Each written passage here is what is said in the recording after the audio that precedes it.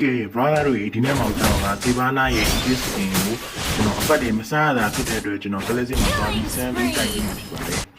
ဒီချိန်မှာ brother တို့ရဲ့ကြောက်ဖို့ကျွန်တော် ACC လေးကစားနေတာကိုဒီကောင်မြောက်မှာလာဆန်းကလာလို့ကျွန်တော်လည်းအကောင်ကိုဒီပပပုတ်ပြီးနေတာလေချိုးချိုးမမတယောရဲ့ဒီတောင်ဒီကောင်မခံစားနိုင်ဘူးဆက်ထုံးပါပါလေโอเคကဲနောက်တစ်ခါမှလည်းဒီကောင်ဆန်းအမှလုံးဝမရှိပါဘူးဗျကျွန်တော်လာပြီးညနာစားတယ်ကျွန်တော်ကမလို့ချင်ဘူးလို့လည်းတင်းလာလို့ဗျာ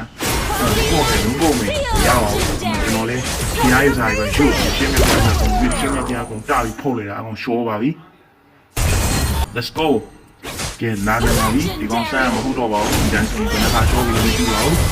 မင်းကမဟုတ်တော့ဘူးကွာဒီတိုင်းဆိုရင်တားကြီးရာဟာကွာ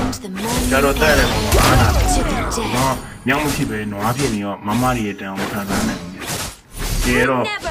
ကျွန်တော်ဒီနေ့မှာတော့ဒီ enemy ဘက်ကို preversion နဲ့ free hero key တကောင် free uni လူဘာဝနီကိုပြောပြပေးသွားမှာဖြစ်ပါတယ်ခုဆိုရင်ကျွန်တော် scaling မတော့ပဲခွေရှင်းနေပေါ့နော် enemy ဘက်မှာဆိုရင်ကျွန်တော်စမ်းနဲ့ချောင်ရှိရပေါ့နော်နှစ်ကောင်တွေကတကောင်ပြတာပေါ့လာမှာဗျာဒီမဲ့ဆန်းနားနေနေတွေ့တာအကောင် inspire ကြီးဖွင့်တော့ဖုတ်လာ skill 1 AD skill 2 chop မှာခါလေးဒီရ